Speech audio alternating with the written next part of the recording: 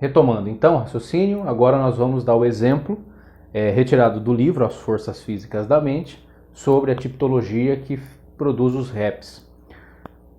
O relato diz assim: na minha casa, quem ouvia as pancadas nos móveis era X. Depois todos começaram a ouvir. Quando a mãe se levantava da cama, então se reproduziam pancadas até o sofá. Quando ouvir morar com Y, que é a irmã, não havia batidas. Começou a bater, porém, quando a mamãe veio ficar aqui alguns dias. Agora isso não me dá mais sossego. Quando penso alguma coisa contra as pessoas que vêm aqui ou que eu encontro, bate mais forte, conforme as pessoas. Então perceba, existe uma intenção ali. Existe uma intenção direcionada a alguém, e como a pessoa não pode fazer nada conscientemente, no caso aqui parece que tem relação com a mãe, era um desentendimento com a mãe, como aquela pessoa conscientemente não tinha coragem de fazer nada, inconscientemente ela produzia aqueles barulhos para assustar, para fazer a pessoa ir embora de lá. Os fenômenos parafísicos explicam todos, absolutamente todos os fenômenos que acontecem nas chamadas casas mal assombradas. Barulhos inteligentes, movimento de objetos, daqui a pouco eu vou falar sobre esse fenômeno, produção de fogo, pedras que entram pela casa, tudo isso é produzido por alguém que é paranormal e que reside na casa. E às vezes a pessoa nem sabe que é ela que faz isso, porque é inconsciente. Camille Flammarion, que foi um dos grandes pesquisadores espírita, Camille Flammarion, um dos braços direitos de Allan Kardec, já no século XX, diz assim: em matéria de espiritismo, o campo está franqueado a todas as hipóteses explicativas. Nota-se que as comunicações ditadas pelas mesas estão em relação com o estado da alma, com as ideias, opiniões, crenças, conhecimentos dos próprios médiuns. A palavra médium, diz Camille Flammarion, é inteiramente descabida, considerando a pessoa dotada dessas faculdades como intermediários entre espíritos e homens. A rotação das mesas, seu levantamento, o desvio de móveis, etc., são causadas pela força emanada da própria pessoa do médium. Nós não podemos, a rigor, dizer que existam espíritos em tudo para satisfazer nossas meras fantasias e crenças. Era um pesquisador sério. E a hipótese espírita é tanto menos necessária quanto os pretensos espíritos nada podem nos ensinar. Quem disse isso foi Camille Flammarion, o braço direito de Allan Kardec, num livro publicado em Paris em 1921, página 591, chamado As Forças Naturais Incomuns. Era um pesquisador sério que abandonou o espiritismo depois que entendeu os fenômenos. Bom, então os REPs, barulhos, nós percebemos que é uma vontade inconsciente, ou de se vingar de alguém, ou de se chamar a atenção. Como a pessoa não faz isso conscientemente, o inconsciente dá um jeito e produz esses fenômenos muito bonitos, que são os REPs e a tipologia. Agora vem um mais fantástico ainda, que não é tão comum de acontecer, embora quando acontece, não tem nem como negar que esteja acontecendo. Esses fenômenos de tipologia, ainda algumas pessoas são tanto quanto céticas e dizem, não, mas isso é o calor do móvel que estrala ele. Ainda existem algumas saídas. Mas o segundo fenômeno é interessantíssimo, chama-se telecinésia. Muito explorado no cinema, muito explorado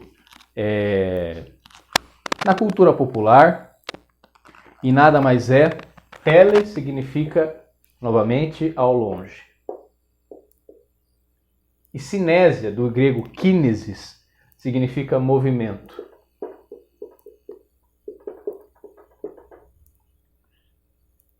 É o inconsciente dirigindo energia corporal, invisível, ninguém vê, só as máquinas captam e os cães veem, direcionando e movendo objetos à distância. Movimento de objetos. Como eu disse, um piano que toca sozinho, um violão que toca sozinho, um copo que paira no ar e estoura, ou mesmo simplesmente estoura quando alguém está nervoso perto. Eu mesmo acompanhei de um caso aqui em Bauru, de uma mulher que foi se casar, filha de uma ex-paroquiana, de uma paróquia que eu trabalhei aqui em Bauru, e desde criança ela já apresentava fenômenos paranormais. Foi inclusive acompanhada por um padre aqui de Bauru, que entendia do assunto, e quando eu a conheci ela já era adulta, casada, mas ela me conta que na festa de casamento dela, ela ganhou um jogo de taças de uma pessoa que ela não gostava muito. E essa pessoa, na festa de casamento dela, fez algo que ela não gostou. Quando ela chega em casa, raivosa, pá! Estouram todas as taças só do jogo que essa pessoa deu para ela. Ou seja, é o inconsciente dirigindo, veja, intencionalmente aquilo. E ela me mostrou as taças, muito interessante, porque elas cortaram bem ao meio, assim, uma coisa fantástica. Não foi um estourar, na verdade. É como se tivesse passado um laser, assim, elas ficaram cortadas como se uma máquina tivesse cortado elas. Muito interessante isso, né? A ação da telergia sobre os corpos movimenta o que nós, através da telecinésia, essa que se constitui como fenômeno físico e está submetida aos limites físicos de espaço e tempo, haja até 50 metros de distância. É um fenômeno que se deve ao próprio homem, como eu já expliquei. Quem foi um famoso que nós chamamos, né, antigamente se chamava metagnomo, né, que era a pessoa que desenvolvia esses fenômenos. Hoje nós chamamos simplesmente de paranormal, né? Um dos maiores paranormais da história, um homem que foi estudado por diversos pesquisadores, foi Daniel Douglas Home.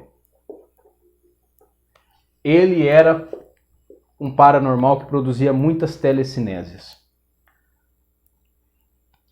E aqui eu vou ler um relato de um parapsicólogo que estudou os fenômenos de Daniel Douglas Home. Ele foi o paranormal mais importante do início do século XIX. Diz assim: em plena luz, presenciaram em muitas ocasiões e nas diversas circunstâncias movimentos de objetos situados em diversos lugares. A mesa se levantava no ar por 17 vezes. Outra vez, vai lentamente pousar sobre outra mesa cheia de objetos. Ou seja, uma mesa levitou e pousou sobre outra mesa, sem bater com os pés em nenhum dos objetos que estavam na mesa, porque é uma inteligência. Demonstrando grande habilidade. Levantam-se outra vez a 60 centímetros do chão, detém-se logo, prossegue levantando-se à altura de 1,52 m. Quem fez essa verificação foi o Visconde Adere, em 1868.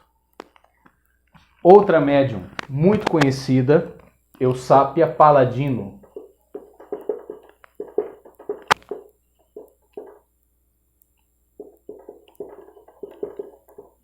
Foi esses dois médiuns foram os mais famosos da Europa. Um relato sobre Eusápia Palladino diz assim: uma cadeira situada perto da janela, a vários pés de distância da médium, deslocava-se, elevava-se e batia no assoalho. A médium estava agarrada e ninguém estava perto da cadeira. A médium estava amarrada e ninguém estava perto da cadeira. Ouvi algumas notas de acordeão, não longe de nós. Uma vitrola moveu-se no ar e subiu sobre a mesa. Uma chave girou na fechadura da porta e depois foi deixada sobre a mesa e devolvida à fechadura da porta. Tudo isso sem ninguém tocar. Tudo isso é telecinésia, ok? E ela que produzia isso em estado alterado de consciência. Uma tarde, a toalha da mesa voa de maneira inexplicável sob a ação de uma mão nebulosa. Nos dias seguintes, os fenômenos vão tomando mais vulto e realizam-se numerosas telecinésias perante uma concorrência cada vez maior de especialistas. Então ela também foi uma médium muito famosa que desenvolvia esses fenômenos com facilidade, claro.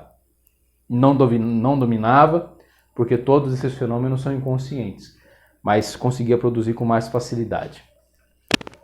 Movimentos de objeto à distância. Vou ler aqui mais um caso. O grande poeta Alfredo Musset estava gravemente doente. Precisava chamar alguém. Estava tão doente que não podia levantar-se. A vontade de tocar a campainha era muito grande. O poeta olhava para a campainha aflito e pensava, se eu pudesse me levantar daqui e tocar a campainha para avisar alguém. De repente a campainha tocou sozinha. As senhoras Martillet e Claudette confirmaram ambos o fato. Elas mesmas viram a campainha se movimentando e ouviram a campainha tocar. Por isso socorreram o poeta. Pouco depois chegou também a empregada que ouvira a mesma campainha. Então é o desejo de se comunicar, e no caso aqui a pessoa doente, desejando profundamente tocar, fazer um barulho para ser ouvido, e aí a energia corporal desprende até 50 metros, se estiver para lá, não tem como. E faz o movimento, toca sino, é conhecido também, e era muito comum isso em igrejas antigas, o sino tocar sozinho, né, e achava-se que era mal assombrado. Tudo isso era, claro, uma pessoa viva, é um fenômeno de uma pessoa viva e sempre, sempre, sempre a menos de 50 metros, ok? Nunca foi feito nenhum teste que comprovou que essa energia age a mais de 50 metros. É 50 metros de distância e 5 metros de altura. Então, um objeto movimentado pela telecinésia só chega a 50 metros de distância e 5 de altura. Então, uma cadeira flutua no ar até 5 metros. Um objeto flutua no ar até 5 metros. Uma pessoa flutua no ar também, claro, o fenômeno da levitação é verídico. Uma pessoa pode também flutuar. Só que como que flutua? Como é que uma pessoa pesada vai flutuar no ar? Porque o corpo desprende a energia psíquica numa espécie de haste psíquica, que entra em contato com o solo e faz a pessoa flutuar. Até 50 metros de distância pode acontecer também, quando não for truque, ok? Lembrando que sempre, sempre, sempre, todas as hipóteses, a primeira hipótese é sempre o truque. Inclusive o fenômeno de levitação, aqui entrando no catolicismo, o fenômeno de levitação ainda hoje é entendido pela Igreja Católica como sinal de possessão demoníaca. No filme do Exorcista, se vocês assistiram, você se lembra que tem um momento onde a menina flutua na cama. Aquilo é explicado pela parapsicologia. Aliás, todos aqueles fenômenos são explicados pela parapsicologia. Mas ainda hoje a Igreja Católica insiste em acreditar que é obra do demônio. Ok? Ninguém flutua a mais de 5 metros de distância.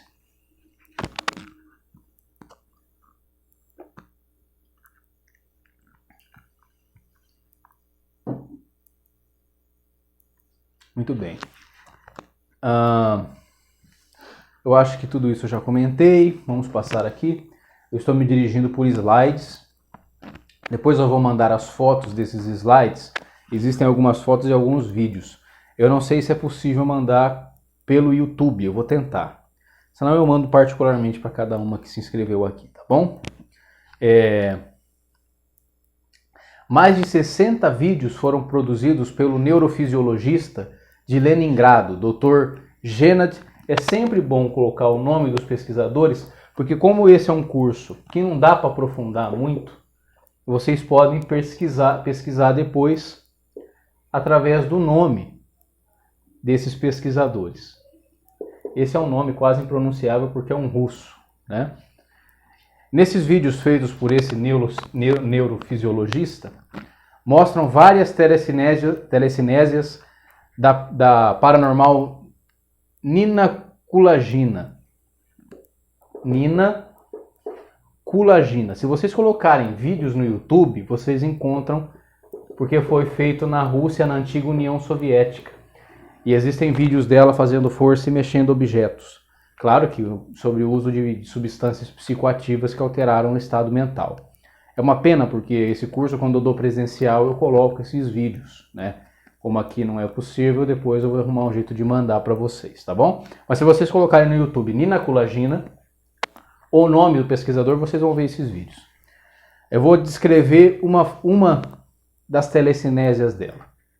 Em uma das filmagens, rigorosamente controlada por cientistas de grande prestígio na Rússia, os doutores Eduard Naumov e Gennady Sergeev, acho que assim pronuncia, Nina Kulagina gesticula em direção de um recipiente de vidro bem fechado, que contém uma solução de sal e um ovo cru. Nina Kulagina, a mais de 1 metro de distância, consegue quebrar o ovo sem tocar, separar a clara da gema e bater separadamente. É até engraçado. Procurem o vídeo depois no YouTube, é capaz de vocês acharem. Bom, esses fenômenos então explicam todos os movimentos de objetos, todos os barulhos das casas mal assombradas e por aí em diante, através da psicobulia. Agora, os desafios. Os desafios é que são interessantes. A parapsicologia internacional, aliás, a antiga União Soviética, fez muitos testes, aliás, os melhores centros de parapsicologia do mundo pertenciam à antiga União Soviética. E lá foi feitos muitos testes e eles faziam muitos desafios. E um dos desafios que eles faziam lembram lá do desafio da senha, que envolve a psicografia, né? Se é um espírito de um morto, tem que mostrar a senha, porque senão pode pegar na minha mente ou de alguém que me conhece a informação que precisa, mas tem que aparecer a senha se for eu mesmo que voltei do além. Um outro desafio que esses parapsicólogos russos faziam é o seguinte: uma casa mal assombrada. Encham a casa que tem esses fenômenos, então movimentos de objetos, barulhos e etc. Encham a casa de máquinas de filmar automáticas, de infravermelho, enfim. Encham a casa de máquinas de filmar. Afastem todas as pessoas que moram na casa a mais de 50 metros de distância e se acontecer de movimentar um papelzinho, a parapsicologia dava $10.000 a cada um. Porque é impossível. Sem a presença do ser humano vivo, não tem nada a ver com o morto. Sem a presença se fossem os mortos, o fenômeno tinha que acontecer independente de ter alguém lá. Sem a presença do vivo, a mais de 50 metros de distância, não acontece nenhum fenômeno de efeito físico. Simplesmente isso. Essa energia corporal, quando invisível, chama-se telergia. Quando ela se torna visível, ela chama-se ectoplasma. Esse é um termo muito usado pelos espíritas ainda hoje. Ectoplasma. Ectoplasma. Ecto vem de exteriorizar. E plasmia, modelar. Essa energia corporal pode receber uma característica plástica e ser moldável. Então, por exemplo, pode acontecer de formar uma mão, um rosto, algo nesse sentido. Sempre uma energia corporal, no caso aqui uma energia plástica, ok? Quem inventou esse termo foi Charles Richer, que nós já citamos ele. Segue a mesma linha de raciocínio, tá? É uma energia corporal plasmada, dirigida pela psicobulia, que é o desejo inconsciente de se comunicar. Foram feitas algumas análises quando essa energia é exteriorizada de forma plástica e gera realmente uma haste visível. Aí todos veem, não é só a câmera, tá? Todos conseguem ver. Inclusive os fantasmas que aparecem em fotos, que são famosos, né? A pessoa tira uma foto, aparece um fantasma na foto, o rosto de alguém que morreu. Não, e nem sempre, às vezes é um rosto de uma pessoa viva também. Ou de um animal. É a fotografia do pensamento, escotografia. Porque o infravermelho da câmera capta essa energia do que a pessoa está pensando. E quando todos veem, é a ectoplasmia. É essa energia exteriorizada e moldada. Algumas qualidades internas analisadas de 1 milímetro do ectoplasma. Então os parapsicólogos conseguiram retirar essa plasticidade e analisar em laboratório. Uma análise microscópica mostrou que a substância, na sua exteriorização, é composto de cloreto de sódio, cloreto de ferro, fosfato de cálcio, glóbulos de gordura, leucócitos, células epiteliais. O aspecto externo da amostra assemelhava-se à albumina do ovo. Então parece aquela parte branca do ovo, o ectoplasma, né? E é uma energia corporal do vivo que se molda aquilo que o inconsciente da pessoa está pensando. Se é um morto, se é um animal mitológico, se é uma pessoa viva, enfim. Vou ler aqui uma descrição do ectoplasma feita pelo Dr. Gustav Geley. Ele diz assim: a substância é móvel, às vezes se movimenta com lentidão para o alto e para baixo, por cima do médium, dos ombros, do peito, da barriga, dos joelhos, dos tornozelos, com movimentos sinuosos semelhantes a uma serpente. A substância aparece e desaparece como um relâmpago e é sumamente sensível. Ao tentar agarrá-la, quase que evapora.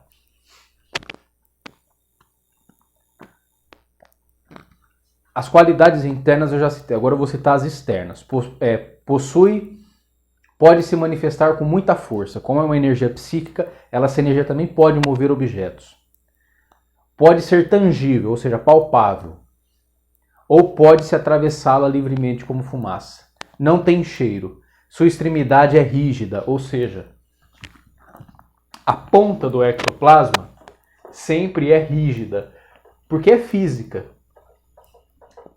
E é a haste psíquica, como eu disse, né? Por isso que pode até fazer uma pessoa levitar. A ponta dela é sempre mais forte.